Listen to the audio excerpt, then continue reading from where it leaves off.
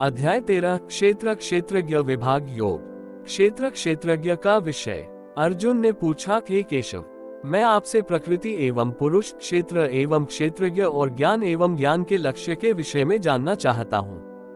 1। श्री भगवान ने कहा, हे कुंती पुत्र, ये शरीर ही क्षेत्र कर्म क्षेत्र कहलाता है और जो इस क्षेत्र को जानने वाला है वह क्षेत्रज्ञ आत्मा कहलाता है। तत्व रूप से जानने वाले महापुरुषों द्वारा कहा गया है। 2। हे भरतवंशी, तू इन सभी शरीर रूपी क्षेत्रों का ज्ञाता निश्चित रूप से मुझे ही समझ और इस शरीर तथा इसके ज्ञाता को जान लेना ही ज्ञान कहलाता है, ऐसा मेरा विचार है। 3। ये शरीर रूपी कर्म क्षेत्र जैसा भी है एवं जिन विकारों वाला है और जिस कारण से उत्पन्न होता है तथा वह जो इस क्षेत्र को जानने वाला है और जिस प्रभाव वाला है उसके बारे में संक्षिप्त रूप से मुझसे सुन। 4। इस क्षेत्र और क्षेत्रज्ञ के बारे में ऋषियों द्वारा अनेक प्रकार से वैदिक ग्रंथों में वर्णन किया गया है एवं वेदों के मंत्रों द्वारा भी अलग अलग प्रकार से गाया गया है और इसे विशेष रूप से वेदांत में नीतिपूर्ण वचनों द्वारा कार्य कारण सहित भी प्रस्तुत किया गया है। 5। हे अर्जुन, यह क्षेत्र पंच महाभूत पृथ्वी, जल, अग्नि, वायु और आकाश, अहंकार, बुद्धि, प्रकृति के अव्यक्त तीनों गुण सत, रज और तम, 10 इंद्रियां, कान, त्वचा, आँख, जीभ, नाक, हाथ, पैर, मुख, उपस्थ और गुदा, 1 मन, 5 इंद्रियों के विषय, शब्द, स्पर्श, रूप, रस और गंध, इच्छा, द्वेष, सुख, दुख, चेतना और धारणा वाला ये समूह ही विकारों वाला पिंड रूप शरीर है जिसके बारे में संक्षेप में कहा गया है। 6, 7 ज्ञान का विषय। विनम्रता, मान अपमान के भाव का न होना, दम्भहीनता, कर्तापन के भाव का न होना, अहिंसा, किसी को भी कष्ट नहीं पहुंचाने का भाव, क्षमाशीलता, सभी अपराधों के लिए क्षमा करने का भाव, सरलता, सत्य को न छिपाने का भाव, पवित्रता, मन और शरीर से शुद्ध रहने का भाव, गुरु भक्ति, श्रद्धा सहित गुरु की सेवा करने का भाव, दृढ़ता, संकल्प में स्थिर रहने का भाव और आत्म संयम, इंद्रियों को वश में रखने का भाव।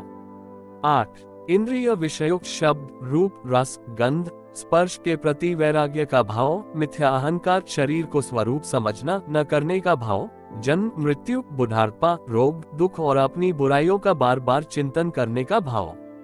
9 पुत्र, स्त्री, घर और अन्य भौतिक वस्तुओं के प्रति आसक्त न होने का भाव, शुभ और अशुभ की प्राप्ति पर भी निरंतर एक समान रहने का भाव।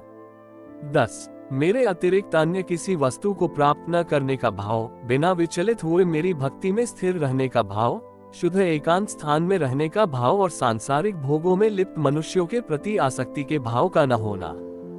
11 निरंतर आत्म स्वरूप में स्थित रहने का भाव और तत्व स्वरूप परमात्मा से साक्षात्कार करने का भाव, ये सब तो मेरे द्वारा ज्ञान कहा गया है और इनके अतिरिक्त जो भी है वह ज्ञान है। 12 क्षेत्रज्ञ का ज्ञान। ए अर्जुन, जो जानने योग्य है अब मैं उसके विषय में बतलाऊंगा, जिसे जानकर मृत्यु को प्राप्त होने वाला मनुष्य अमृत तत्व को प्राप्त होता है, जिसका जन्म कभी नहीं होता है, जो कि मेरे अधीन रहने वाला है, वह न तो करता है और न ही कारण है, उसे परम ब्रह्म परमात्मा कहा जाता है। 13 हाँ, परमात्मा सभी ओर से हाथ पांव वाला है, वह सभी ओर से आंखें, सिर तथा मुख वाला है, वह सभी ओर सुनने वाला है और वही संसार में सभी वस्तुओं में व्याप्त होकर स्थित है। 14 हाँ, परमात्मा समस्त इंद्रियों का मूल स्रोत है, फिर भी वह सभी इंद्रियों से परे स्थित रहता है, वह सभी का पालन करता होते हुए भी अनासक्त भाव में स्थित रहता है और वही प्रकृति के गुणों सत, रज, तम से परे स्थित होकर भी समस्त गुणों का भोगता है।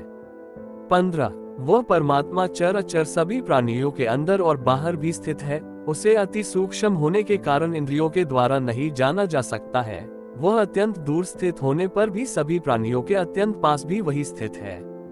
16 हाँ, परमात्मा सभी प्राणियों में अलग अलग स्थित होते हुए भी एक रूप में ही स्थित रहता है, यद्यपि वही समस्त प्राणियों को ब्रह्मा रूप से उत्पन्न करने वाला है, विष्णु रूप से पालन करने वाला है और रुद्र रूप से संहार करने वाला है।